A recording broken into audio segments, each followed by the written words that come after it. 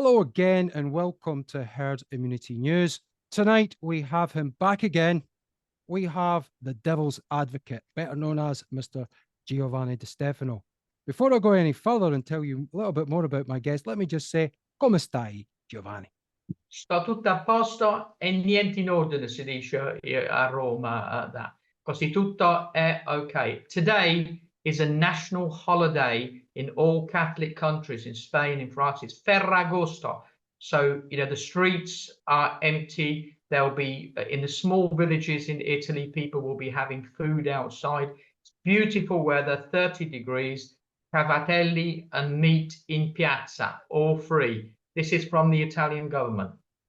Well, may I just take this time to wish you, your family, all Italians and all Catholics around the world a beautiful holiday at this time. I'm sure you'll back that up. I will, but I also want to extend it to everybody, not just to Catholics, to Muslims, to Hindus, Sikhs. I am a person of multi-faith because I do not want to be excluded from heaven on a technicality. Well, I'm sure that'll be an interesting meeting, and we'd love to do that Zoom conference when you get up there to the gates. I'm sure it'll be very interesting. Let's hope for the best, eh?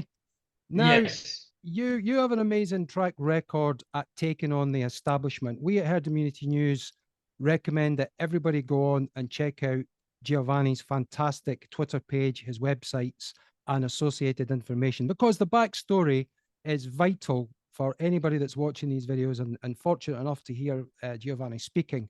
The backstory is essential to get a flavor of what this man's been through, what he's done, the good, the bad, and the ugly. You decide.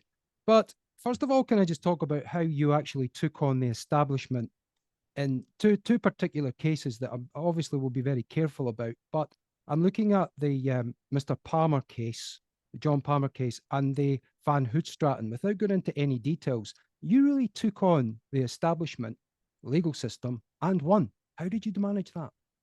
Well, I was talking to one of my ex-clerks just by coincidence today, not heard him for years there, and he said to me that the establishment, the UK government, loathed me for showing them up in Palmer and Van Hoogstraten. But you see, it wasn't about me. This is about the inefficiencies and inabilities of the Crown Prosecution Service, because if they got it right, there'd be, people like me would have no space. In the case of Mr. Palmer, it was a very, very simple mistake. A wrong notice was issued to kick off the confiscation under the 1988 Act. Now, when it came to court, the judge said to me, well, Mr. Tseng, what difference does it make? And well, of course, I knew that the judge was in the process of a divorce at the time. I said, well, let me put it like this to you. If I serve you a divorce petition that you want to divorce your wife, but instead I serve you a Landlord and Tenant Act, you're noticed for eviction, doesn't really matter, does it? Because we all know what we wanted to do. I said, so it matters. The law is precise. And remember, and this is for the viewers to remember and also for other lawyers, a penal statute like the Criminal Justice Act or any penal statute has to be strictly interpreted. And if there are any ambiguities, it's in favor of the defendant. That is the golden thread, the golden principle of English law, which is actually probably better than most other legislations there. Having said that, a judge, a friend, a Lord Justice of Appeal who's now retired, who chaired a fairly substantial committee, he was a good friend of mine. Yes. He said, Giovanni, you have to understand that for people like you and others, the law is applied, but for our friends, it's interpreted. Wow. So, and that is what I say about the intellectual dishonesty of the Court of Appeal. We had a recent case just about a year ago of a person who was wrongly sentenced instead of an IPP sentence, an indeterminate public protection sentence, which have been outlawed. But that's what was intended by the judge. He received a life sentence. I brought the judge who sentenced him to court, and they said, no, he must have made a mistake. See, this is intellectual dishonesty from the Court of Appeal. The Court of Appeal was formed in 1907 to remedy and to right wrongs. And Marcus, it is not happening. They have lost their way. They've lost their track. Only 2% of cases succeed in the Court of Appeal there. And that is not what it was there for. And I am calling on the Secretary of State for Justice, who is a very, very, very, Alex Chalk is a very, very good guy.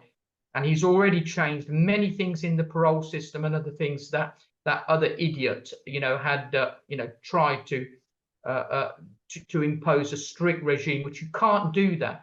You cannot have a strict regime in the criminal justice system. You have to have an element of compassion and mercy in almost everything there. That is what we need to do. We need to get the Court of Appeal back on track, where they decide cases upon the cases. And if there are any mistakes made by their brother judges, they should not be scared of saying so. And the brother judges in the Crown Court should be aware that if they make a mistake, they are going to get overruled in the Court of Appeal. That is not happening. And people now, barristers, are scared of going to the Court of Appeal. They receive a rough time, a tough time. If you dare to, to bring cases to their attention where things have gone wrong, they home in on you. One barrister, a very top QC, after the Levi Belfield case, he was treated so badly in the Court of Appeal, he retired. Yes. Didn't do another case again. Shameful, shameful, shameful. That needs to be resolved as soon as possible, and they need to have an inquiry into why the Court of Appeal has lost its way. Indeed, there seems to be a weaponization of the judicial system. Before we look at what's going over across the pond from the UK, the United States of America, we see what's happening with President Trump. But we see a weaponization in the courts, that they're actually being used as a roadblock to justice. Now, I sent Giovanni a little bit of a heads up on what I wanted to speak about, only seconds really, and that is the 1971 Immigration Act. If it's okay with you, sir, we can mention this. And Article 24, Section 1A does state that if you have entered the country illegally, now for clarity, let me try and be specific on this, please, because I know Giovanni's a stickler for detail and a stickler for exactly as it says. If I may read it out, please, Giovanni. Please, I know the section very well. You'll know it, but for the benefit of our beloved followers, it says all offences in Section 24 can only be committed by a person who is not a British citizen. For the offence to be committed, a person must knowingly enter in breach of a deportation order or without leave. By contrast, a person is an illegal entrant for removal purposes simply if he unlawfully enters or seeks to enter in breach of a deportation order or of the immigration laws. The extended time limit for prosecutions applies. Suspect offenders can be arrested without warrant. If the case is brought within 6 months of the date of entry, the burden of proof is reversed and the defendant must prove on the balance of probabilities that he had leave to enter. Well, let me tell you, as I've been saying and shouting my head off on numerous platforms, it is a criminal offence to break into this country.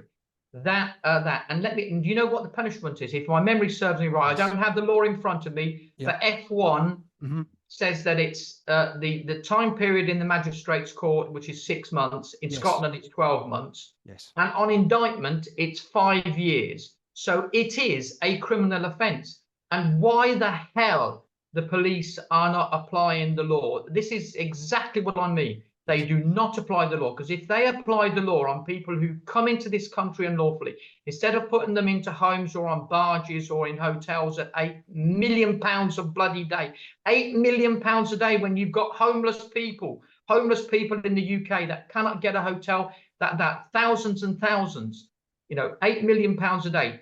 If they apply the law, and if they want to build other prisons, build the prisons for the people who break into your home. Your home is your country.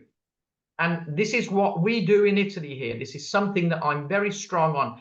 I allow and welcome 1 million, 5 million, 10 million immigrants. providing that they have leave to enter and done properly. I will not tolerate even one person that has, comes in. And I don't care how people shout and scream and say this, that, and the other. I am not racist. No. All I'm being is applying common sense and, incidentally, Marcus, applying the law that you have cited. The law backs me up. It supports me. So why are we not applying it? Are we interpreting it? Are they friends? Is there a reason why the government doesn't want to do this? I don't know, but it's something that needs to be looked at, because you're looking at a potential 12 months in the magistrates' courts in Scotland, 6 months in England and Wales, and 5 years on indictment. And they are repeat offenders, people who keep coming back into this country. You deport them and they keep coming back. They keep receiving benefits. Maybe it's because the system wants that, because remember, the more illegal people you have into this country, the more criminals you have, the greater the work need and the greater the budget for the Ministry of Justice. We in Italy here are complaining about 53,000 people in jail with a capacity of 50,000 and 268 institutions. England has 100,000 and another thousands and thousands on bail or on license. There have been 25,000 license recalls so far. Madness, because the license recall system, they try to copy the American system, but they don't have the knowledge, the probation officers, they don't have the ability. So if you are on license, I personally knew of a case at High Point Prison where a person came back, because instead of an iPhone 8, he had an iPhone 9. So they recalled him because he had a different iPhone, and that cost him 18 months in prison before he could get out. Total, complete. This government is suffering from spasms of aberrations. They need to be certified there because they are not applying their own law. And you cannot trust people who don't apply their own law. Amen to all that. And whether it's, may I put it to you, whether it's willful neglect or whether it's complete incompetence or even conspiring with these gangs, these are distinctions without a difference, because the results are the same and the penalties for those involved should be the same. Exactly. And it's costing it's not costing them, it's costing the taxpayer, an already overburdened taxpayer. It's costing the prison service. The prison officers are underpaid, undermanned, and underappreciated. And they do a terrific job they do there. And it's something that needs to be looked at very, very carefully in how they start the recruiting. And another thing that is vitally important is the purpose of sentence. What actually is the purpose of sending someone to jail? In the old days, jail was only used to make sure you attended trial. It wasn't a place where you had punishment. There were other forms of punishment that was dished out there. But now, with 100,000 people in prison, it is complete, utter madness. And it was your own Prime Minister, Winston Churchill, that says that you can sum up a country with how they treat their prisoners. Hell, let me tell you, it's not, a pleasant situation to be in prison. You learn nothing. The purpose of sentence is in section 172 of the Criminal Justice Act. So people can look that up and see what it is. And it includes rehabilitation and making sure there's no rehabilitation in prison. Do you know what I learned in prison? Yes, sir. What I learned in prison is how to make crack cocaine, which I'd never even heard of, with a teaspoon and with the thing and with burning that. I learned that when you do an armed robbery, you must make sure that the person sees the firearm that you have in front. Because if you do it in his back, he'll turn round. You won't know what the hell's there. See, all these stupid things you learn in prison, stuff that is for your future criminal activity. People who don't want to have a criminal activity or never had a criminal activity in the first place. And you must never rob a jeweler that is an individual jeweler. You can only do a company, because an individual will guard it to his life, and then you may have to do things. See, this is what, there's no purpose to prison. Prison, in the old days, you had what they called star prisoners. In other words, first-time people in prison did not mix with people who'd been to prison who were recidivists. Right. So they didn't have the opportunity of learning stupidityness and stuff that is, of no use to man or beast unless you want to continue your criminal activity. And that is not the purpose of prison. It is not the purpose of prison. So in response to that point, what is your idea of a deterrent for criminals? Well, a deterrent, for criminals is prison, but it has to be in accordance with the Act. There has to be a form of rehabilitation. There has to be, elements of ensuring that all these courses that people are compelled to do, and they think that if you do a course, Yes. all of a sudden, one of the questions in the course is the difference between 15 pink elephants and 15 blue elephants. Let me tell you, if you and I are going nose to nose and we're having a dispute, that's the very last thing on my mind. I've got to worry about who's going to get the first blowing. So you cannot change this, you cannot alter character. You can try and teach, but people, will simply not. There has to be some other form of system, some other form.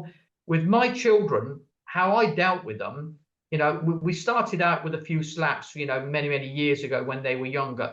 Then I thought, this doesn't work, this system here. And it also hurts my hand, and they're bigger than me. So what I started doing was giving them credit cards so that you could use. And then I would pull the credit card when they did something wrong. And sometimes when they were paying for bloody dinner or lunch, with some blonde or something that I didn't know about there. And I found that to be a greater deterrent than the actual physical pain and that there. So I don't have an answer. I am not, a criminologist there.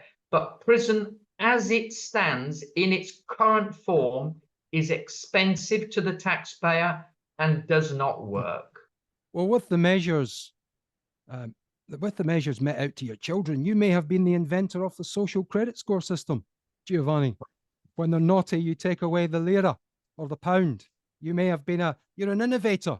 I'm going to claim that actually, that before the Chinese and the Americans, you were the mastermind behind this. But on a serious note, we have, as you fantastically pointed out, told us that we have 18,000 international foreign criminals at least in the UK. Was this the right one, with 10,000 in jail? Correct. It is total madness, and 70% want to go back to their country. But the problem is they don't want to send them back, because if you reduce your element of foreign nationals, you need to reduce the staff, in 102 Petit France there on the 8th floor. The cross-border section 20 years ago was 17 people. It's now like 300, so but the cost, it's costing 50,000, 60,000 per day, plus the flights. And when they do book a flight and the person doesn't make the flight, the ticket is lost. It's a full fare ticket. So a ticket to Italy would be something like £1,000. And if there's whatever reason that the flight is missed, or you can't make it, or they don't have the staff to accompany you there, the taxpayer will swallow that. What is required? I do have a solution for that, Marcus. What needs to happen? Alex Chalk, the Minister of Justice, needs to appoint a few people to go around the different prisons, identify the foreign national prisons, and give him the right and give him the power for removal within 3 days. That's what needs to happen. So if you have 20 people working for 6 months who have jobs anyway, they're being paid in any case, they go to each different prison within their encatchment area. They look at the files in the prison there. They see who's there that wants to go back. And remember, Parliament decided that you'd get a year off if you wanted to go back early. So if you're serving a 4-year sentence and you do 2 years, you would only do a year if you go back. Most people want to go back. I've got people calling. One person called me today from a Huntercombe prison. He said, Giovanni, what the hell is going on? Why am I still here when I want to go back? I said, I really don't know. They want to go back, but are precluded because the Home Office are inefficient. There is a lack of correlation. There is a lack of organisation, cooperation between the Ministry of Justice and the Home Office. Because remember, the Home Office deport, but the decision to release is the Ministry of Justice. Madness. Maybe it's time for a short period of time to have an interbred, a sort of hybrid ministry, which has this one power to remove and to order release there. And I don't think it would need more than 20 or 30 people. And those would be itinerants. They would go around the different prisons, pick up the files, you're gone, and in 3 days, ticket is booked and away. And that's then you will remove 7,000 people within a month. You don't need then new prisons. Why are you building brand new prisons costing billions? Who the hell are you going to put in there? Are you going to create more offences so that people see? The prison service, like America, is now an industry. They've got 4 million people in America. It's an industry. That's 16 million meals a day. They've got their own airline, their own trains, their own transport. They have their own shops. They have their own everything. And this is what England wants to do. But it is not correct, because it is not in the interest of the citizen, to be, outlawed on stupiditynesses. I had proposed to Her Majesty the Queen some years back a kind of amnesty when she reached, I think, 50 or 60 years, I can't remember, and she was considering it. But unfortunately, we have a constitutional monarch that doesn't make its own decisions. It can do, but it won't do. It refuses to do so. And the very last amnesty we had, I posted it on Twitter the other day. 1100, the Great Charter of madness. The last amnesty was 1,000 bloody years ago. What the hell is wrong with, King Charles, Prince William, and all the others? It is time that they ordered. And if you have an amnesty of people serving 3 months or less, or cut 3 months off everybody's sentence, you're losing 4,000 people instantly. Yeah. You resolve your problem almost immediately. 4,000 times 50,000 a week. Work out what that is. It's crazy. It is absolutely crazy. And we are full. The United Kingdom is full. We're beyond capacity right now. But there is a clear demonstrative facts to look at, if you want to, in the cool light of day, to say that the government want more people here. They're doing everything they can in their power to get more people here. Companies such as Serco, which I'll touch on, owned by Winston Churchill's grandsons. He's resigned from there, I understand. Well, Nicholas Soames passed it to Rupert Soames, okay, but he's still a relation, I believe. But anyway, they're still made a packet out of this industry. As you correctly said, the hotels are getting paid, transportation, the food, the medical bills. And as anybody that follows me and you will know, if they live in the UK, the people that come into this country automatically go to the front of the queue for such things as dental care, for treatments, for scans, for elective surgeries, right to the front of the queue without any, by your leave, without any review of who's behind them. They get priority treatment. No wonder the people in the United Kingdom are seriously angry and want action right away.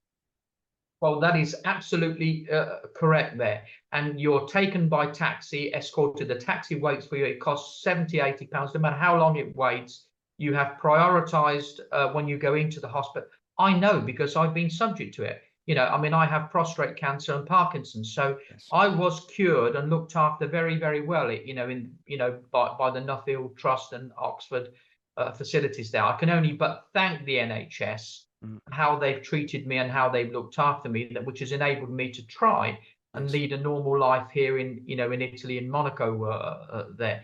But I did receive preferential treatment. But I was not alone. Everybody, there are taxis daily from prisons going backwards and forwards. Absolutely. When my father came in 1959, was he hell allowed that? Yeah. We had to pay for the doctor, Dr. Clark and Dr. Brooke, and that we had to pay for that there for the first 4 years, until it was serious that Dad wanted to stay in the UK, and he had signed another contract for 4 years, and then the Aliens Act was amended, which allowed him to stay, because obviously 1972 they wanted to get into the common market, yes, as it then was there, and so they started to, Britain started to change its conduct. But in my view, there was nothing wrong with its conduct in the first place, and I was subject for 8 years of signing on at a police station at 3 p.m. every Saturday with my mother and father and many other foreign nationals there. Nothing wrong with that at all. Nothing wrong with that. But my main worry, Marcus, and let me tell you, the viewers will also be concerned about this here. It's not just the immigration, it is the integration. Because if those people cannot abide by their own laws in their country, what the hell chance have they got of abiding, in the United Kingdom or in Italy or elsewhere, and that's why we need now to get back to basics. We need to return to the basic element. Everybody is welcome, providing they have a visa. We need to have a system whereby our embassies, the Italian, the British, the French, the German, the Austrian, or the European Union, that's what they seem to want, have a facility for being able to take people who are asylum seekers, genuine ones. Because if you're a genuine asylum seeker, why can't you go to the embassy and tell your story and be believed? Why do you have to get on to one of those rubber boats and cross the channel or go to Lampedusa? Why? That's not a good intention. Yeah. The intention there. And let me tell you something about Charlie Richardson. It's something that you'll be interested from the London Richardson gang, if anybody doesn't get that reference. Know that I defended him. I do actually. Yeah, that's quite my good friend. Yes. It comes down to this. If you owed him money and you have to pay on a Friday, if you went on a Friday and said, I can't pay you, but I'll give it you on Monday, he would become an unlicensed dentist. Right. But if you went to him on a Monday and said, look, I got a problem, Charlie, paying you on Friday, then that's another matter. So people coming to this country, to Italy, to France, to England, they come and they assume that they can just come in and claim asylum there. Why the hell can they not claim asylum in the embassies? Now, if the embassies don't have that facility, then that is what needs to happen immediately. There needs to be an asylum center in every embassy in the world where we have. There need to be a place so a person can go there, and that then you see a person's intentions. If a person's intentions are pure and correct, there's no reason why they cannot, receive a visa and come normally. In any case, the cost of a crossing is about $20,000. The cost of an airline ticket, from one country to another is probably $300. Of course. So these people have got something to hide already. And what happens? Why you have so many foreign national criminals? I'll tell you from what I've learned from personal experience. Because they come unlawfully, and it costs them up to 20,000 euros to come, they need to borrow that money from the people who get them there. So what happens is that when they come into the country, they don't have that money. They have to put themselves out. They have to commit crime to be able to commit. And there you have that spiral. And that's what needs to be stopped. It needs to be stopped by having sportelli, by having sections in the embassies where people can claim asylum. And if they've been trafficked or things like that, there will always be the odd exceptions, but not 40, 50 a day. You might get maybe 40, 50 a year who won't go through that system. What the hell is wrong with? So I'm calling out now for all the, I'm certainly going to deal with Italy after this year with Giorgia Meloni and with the Guardia Civile there, but for all the European Union to start having sections in their embassies, specific sections where people can go and claim asylum. And if they are genuine, they will be granted asylum in the respective countries, and it can be collated together. If they don't qualify for asylum and they try and come into a different country, jail and no discount. Well, all well said, all reasonable, all fair, all just. But what they do is get rid of all the documentation. Now, one of our viewers are great followers. I think he follows you as well. He's obviously a very clever man. Reg from Bromley said, why don't you set up the assessment centres at Ashford International Eurostar? And if they don't have the papers, thank you very much. You're back on the Eurostar. Bon voyage. I agree entirely. But France offered to do that and Britain refused. I mean, there is a Tunnel Act where that actually a part of that there. But with obviously Britain getting out of the European Union, that situation quickly had to change. So that was the problem. What they should have done is to have saving, if I'd have been in government, I would have had certain saving provisions. There are certain laws and legislations. For example, the Repatriation of Prisoners Act is an important act, or an extradition. I would have had a European or Council of Europe Extradition Act. I mean, the Council of Europe people think that you can get out of the European Convention of Human Rights. Yes. You can't get out of it. You've got no bloody chance of that, because that has got nothing to do with the European Union. That is strictly related to the Council of Europe, which is something that Britain formed, and it's over 60 countries. Russia is also a member. It's just been temporarily expelled, but it will come back in due course there.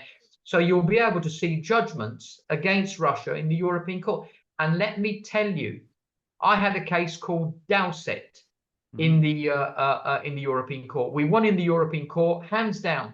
Would the British government concede? Would the Court of Appeal concede that? Would they? Hell, they said to hell with it. No, that's just an indicative of what we should do, but we're not doing it. And that poor guy remained in jail for a while. Russia instead complies with the European Court of Human Rights. When they have judgments against them, they comply. But they're not even in the European Court of Human Rights. Them and Belarus are the only two. Not European now. countries. They were. They've been suspended as the last 12 months in the Council of Europe. But they'll come back in. But I'm just highlighting that they complied with their obligations. Britain does not. Italy has not complied on a number of situations as well, which I brought to the attention. One of those situations, a guy from Naples called me the other day. He was repatriated from the United Kingdom to Italy with a 6-year, 8-month prison sentence. And now what the rule is on the 2008/909 JHA Council Framework decision, you can look at that.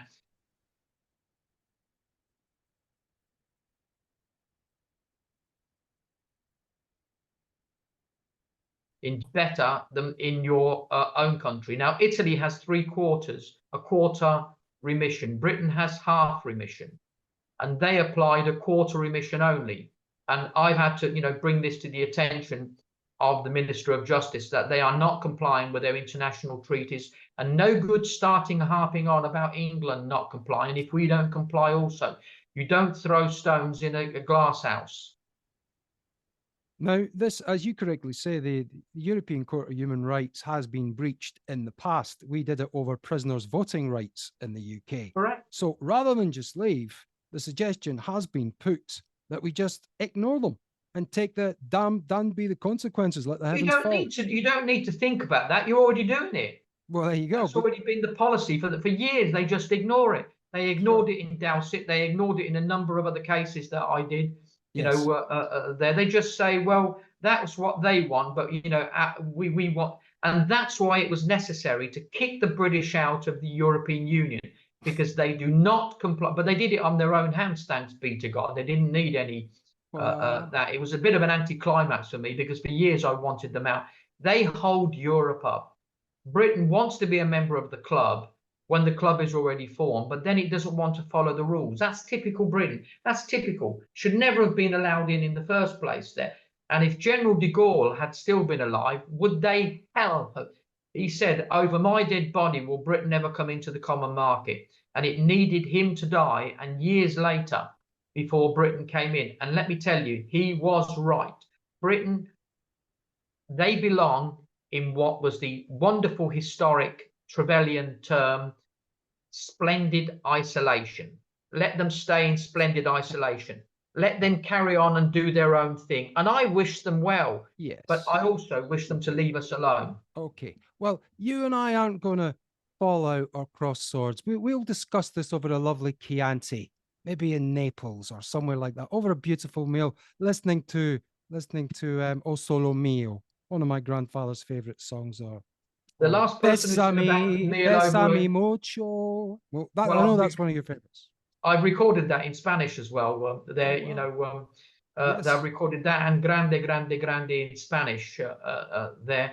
So I don't know if you've seen the cartoon version of Que Sera with Enrique and Pobri, which has been released today. So we did a cartoon version of that, because the cartoon rights to The Real Devil's Advocate, you're going to see come out very, very soon, and you'll have a lot of stories, a lot of clients, in a cartoon strip. And the movie On My Life is being made, and we have a very top Hollywood director, which we will announce on the 1st of September in the Venice Film Festival. Well, absolutely. We await all of those things with bated breath, and hopefully, God willing, we can make it over to your premiere, Giovanni, if you would Well, allow us just to come. Marcus, can I just mention one thing about Of course, sir. Please, taking on the establishment? please. Now, this is about the LGBT community. I just want to touch on this for a few seconds only. Were it not for me in 2010 and Caroline Bayford, who published my stories in 2010, she republished in 2012, 2014. I was the one that did the application to the Ministry of Justice for Oscar Wilde to be pardoned. But you see, I led them down a garden path trap. If they pardoned him, they'd have to do the rest. And it took 8 years. In 2018, when I was at High Point Prison there, Ministry of Justice confirmed that they, but damn it, they wouldn't call it Oscar Wilde's law. They called it Turing's law. Just so that they wouldn't get. But I've sent you the material. If anybody wants that, you can tell them later, your viewers later. That's all documented. And thanks to Caroline Bayford, who published my application on a timely basis, 2010, 2012, 2014, and 2018, those offences for homosexuality were pardoned. Nearly 50,000 people, some dead, some still alive, were pardoned. And were it not for that, the LGBT community would still be a pace backwards. They wouldn't be as far as where they are now, because it's only by pardoning homosexual activities and offences that you could actually move forward and condone and allow civil partnerships. Because at the end of the day, it is a sexual act. And if the sexual act is illegal, you can't have civil partnerships. Yes, it gets very complicated when you bring in the Equalities Act 2010, which trips over itself left, right, and centre. Correct. Because you can't hold all these positions at once. You can't say we will respect the beliefs and practices of the Catholic faith, the Christian faith, the Muslim faith, and also the other sexual persuasions, and say they're equally as important, but they don't meet, they don't match, they're incompatible. Well, that's always been a problem under Italian law. There is a question of compatibility with the laws. There is also under the Human Rights Act, you can issue a compatibility application in the Court of Appeal if you find that a piece of national legislation is not commensurate and doesn't fit in with the European Convention. And remember, there's a section, you don't have a constitution in the UK, but under Italian law, we have to adhere to international standards of law. Now, what are those? Which countries? It's very, very vague, but we do actually apply that because we have a written constitution. One of the most important aspects of the written constitution in Italy is the repudiation of war and violence, which I've always approved and promoted for all of my life, and I will continue to do so. I hate violence. I hate resolving things by violent means. I said, I don't think I've had a fight in my life yet. However, for peace, you have to be ready for war. And believe you me, even at 68, I'm ready if it's required. But I hope that we can deal with matters. And if I have to pull back and apologize, even when I don't need to, I prefer the diplomatic approach. And that's the approach that it seems to be working now in Russia. The opposition that we have to my non-aggression pact is mostly from Washington and Kiev, because they do not want any form of agreements there. The Americans are coming around, but Kiev wants to be the center of attention. They want to still be in the news daily. Zelensky wants to go flying all over the world, making comments in his green battle uniform. He's never done a day's battle in his life. He wasn't even in the military. I think he got out of it, if I'm not mistaken. I may be wrong. I apologize to him if I am, but that's what I had heard. But he's a good comic. Yeah, that's what he was. He was an actor. He was a comedy actor. And talking about comedy acts, all our MPs are off on holiday right now. They won't be back till later on, I think, in September. Does it matter? No, it doesn't matter because, as you Has said, anybody missed them? Because they don't do bugger all, as as far as I can see. as well, They're certainly not going to be missed. Mr. And Van Hoogstraten, sorry to interrupt, but Mr. Nicholas Van Hoogstraten, your former client who you successfully got a great result for and justice was served, he did say that, didn't he? He said the government is less than useless in the United Kingdom. they are absolutely, as I said before to you, they couldn't run a bar, and they have as much use as a comb on Telly Savalas's head. And for the sake of our viewers, Telly Savalas was Kojak, and for the sake of our viewers, Kojak was a detective that was bald. Who loves you, baby? Yeah, and he had the lollipop, didn't he, in his in that? But he resolved cases. He worked and he got things. Theo Kojak, he resolved cases. But this government resolves. What happens? Where the problems that we're having with this government is that they wake up each day and they slag each other off. Starmer with him, and him with the other, and her with Braveman, with whatever her name is. You know, the one, Angela Rayner. Yeah, Rayner, See, the deputy. I can't even mention the names because there are no heavyweights. No. There's no one of substance. You don't have a Churchill. You don't have a Clement Attlee. No. You know, you don't have Enoch Pearl. You Tony don't have Benn. any. You don't have any of those. You have none. But the same in Italy as well. We don't have a Fausto Bertinotti, who was, although he was a communist party member there, but his knowledge, his application. We don't have an Andreotti. Yes, we've got Georgia Maloney. She is a wonderful person, let me tell you. She really is. Yes, and she's a hard-working girl. You know, effectively, she's not married. You know, she has a wonderful child. She tries to integrate, you know, running a country with running a home and having time with her daughter as well. And she's to be applauded, and which is why my party will always support her. So will Forza Italia. And so will a lot of others. And it was only a few months ago that her party was on 3%. Yes, that's right.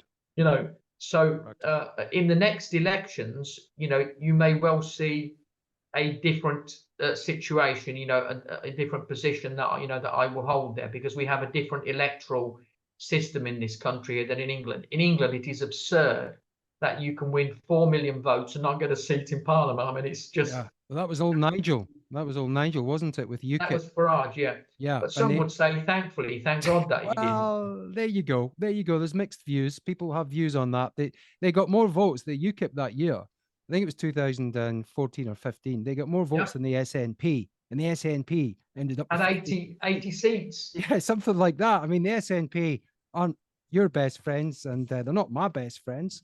But I'm sure you have some stories and experiences of your time up in Scotland. Alex Salmond and Nicola Sturgeon, I actually personally liked. I know that Alex was controversial in the sense that his personal life, you know, was intermixed with his professional. But for the grace of God, you know, he was acquitted, and we must respect, you know, the verdict of the court. People don't like respecting court verdicts. People who get not guilty or that, or when someone is sentenced, they think it's not enough and they should have got more. Justice is an ideal in the minds of men. It's not something fixed. But the royal courts, as I tell the judges, I have to remind them sometimes, on the walls outside where they sit, is not the royal courts of law, it's the royal courts of justice, which means that they have the ability to apply mercy, compassion, and justice, even if the law precludes and prohibits that. And they need to do that. They need to start becoming user-friendly. And incidentally, we've got too many judges. Used to only have like 30, 40 high court judges. Now you've got 100. And still, they can't get the jobs done. 95% of crimes in London unresolved. Well, it's unresolved because no one gives a damn really there.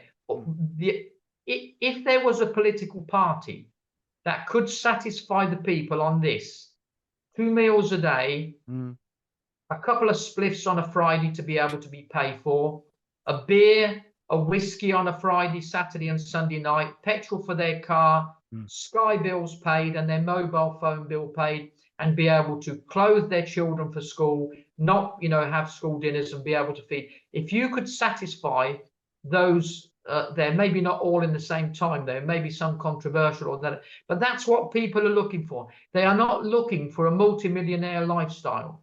No. They're looking just to get by. And whilst you're spending 8 million a day on hotel bills for people who should be in jail or should be removed immediately, because the law, it's not me saying it, it's the law saying it. Right. Section 24 is very, very, very bloody crystal clear. It couldn't be any clearer. It's a penal statute. Remember what I said to the viewers. It's a penal statute, and it has to be strictly interpreted. You're to be grabbed by the collar, stuck in jail, and removed. But, you know, it doesn't happen. You know, you have a lot of people who want to interpret the law, because remember, most of my colleague lawyers, you know, have their massive homes and that built upon defences that, frankly, are contrary to the legislation. You know, and that is something that, you know, I challenge, and I don't like there. What I did for Nicholas van Hoogstraten and John Palmer was controversial, but it was the law, not my law. I don't even like the law. It's their law. They served the wrong notice. In the case of Nick van Hoogstraten, the direction, it was a misdirection to the jury, and that cost him 10 years. And I couldn't stand, you know, I mean, it was a clear mistake by Mr. Justice Newman. That he made a clear mistake, and I picked up on it there. It was a clear mistake to serve the wrong notice to kick off a confiscation. So Palmer kept his properties, didn't pay the 38 million.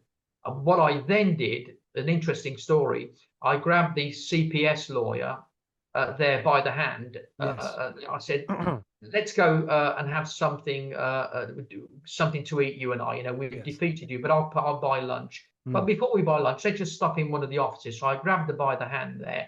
She was all that. I said, just sign this document, please, will you, Jane? Because, you know, the injunction against my client has to be lifted. You've just lost. He wants his money. He wants to be able to move his money, 38 million. Yes. And the effect would have been, had we have lost at those resorts, you would have had thousands of people not being able to have a holiday, you know, for the foreseeable future. In a very similar set of circumstances to how the British government destroyed Polypec, Azul Naidea, you know, who was a good friend of mine. They preferred to put 30,000 people out of work than just to turn a blind eye to maybe a small element of miscalculation and misaccounting, which wasn't even done by Polypec or him. He didn't even know about it, nor did Elizabeth Fordyce. I did her appeal then. She was acquitted there. It was just something you have to balance, you know, your acts when you're in government. You have to consider, do we put 30,000 people out of work and then the taxpayers, or should we just say to this guy, don't do this again and fine you, you know, 10 grand fix? Isn't it Apple that have just paid 500 million for their thing? Is that not better than prosecuting the people at Apple, putting them all in jail and closing Apple down? Much better. Well, they were two of the biggest results in penal history at the time, and still to this day, they were two of the wealthiest, or for the unofficial records, Mr. Van Hoogstraten. I do agree, Marcus, but Turing's law also has been enormous, because whereas Palmer and Van Hoogstraten only affected them, you know, the legislation and the application I made on behalf of Oscar Wilde, who, you know, died in 18, that applied to 50,000 people. So, you know, if you look at it in context, that was far more a victory for me. I incidentally am not a member of the LGBT community. I didn't do it for that. I have a consort. You're family man. Family, but they are also family people. Of course. I don't, I don't necessarily sort of go down that road there, but you know, it's their business, not my business. And the man who minds his own business, as one mafia boss told me, is rarely killed. So, providing no one interferes with how I live my life with my family and that, I certainly will not interfere. But what I couldn't do was stand and see legislation repealed, legislation moved, people being allowed to have, and then having people like Oscar Wilde still convicted. And they fell into the trap, the government. They had to pardon 50,000 people. That has been probably my greatest victory. And they wrote to me, if you look at the document I sent to you, they wrote to me while I was in prison. And they even had to swallow that bloody bitter pill to write to me, dear Mr. Di Stefano, HMP, hi. Well, look, this has been another fascinating discussion on so many different levels, Giovanni, and we know more and more people are looking into your life, your views, your comments, the incredible backstory. You are doing some amazing work, and you have a great project regarding Lord Haw, which That's really important. That, Marcus, for the viewers, is so important. It's the same thing as Oscar Wilde. We have to correct that. I have to correct that. I need support from that, from the viewers there, so they can log on to there. There don't have to be massive contributions, but to be able to finish that documentary there, because he was no traitor. They hung him before the court even gave its judgment. That is disgraceful, utterly. And it's only by remedying the past that we can deal with the present and hopefully know how to conduct ourselves in the future. It's a lesson to be learned. It's too late for William Joyce there, who was hung, at Wandsworth Prison there, too late. But his daughter, who was, in her late 80s, left me her power of attorney. And I remember I'm in prison. She left me a power of attorney to put that right for a father, not only for a father, for a family, and for justice. Because Lord Haw was no traitor. He was he owed no allegiance to the crown, but he gave allegiance to the crown. But he owed no allegiance because he was an American citizen. But he was sent, he was allowed to go to Germany by MI5. And if they'd have wanted to, if he really was a traitor, they would have arrested him. They actually, gave him money, we found, for his ticket to go to Germany because they wanted him infiltrated. And incidentally, he never ever met Adolf Hitler. All that crap about him, that is just nonsense. That needs to be put right in the same way that Oscar Wilde needed to be put right. Yes, it's too late, he's dead, but it's for the future. And as a result of what I did for Oscar Wilde, the LGBT community thrive now. And that's what I want to do with Haw as well. I want justice not only to be seen to be done, but to be bloody well done in this case. And then I need support from the viewers on to finish that. And it'll be a terrific documentary, that the whole of the country can be proud of. And what this British government should do is should start making, instead of apologizing for stupid things in slavery and stuff like that, which is important to apologize, they need to apologize for the people they've wrongly executed. Giovanni Di Stefano, God bless you, and thanks for appearing on Herd Immunity News. Thank you very much, Marcus, and God bless you too and all the viewers. God bless.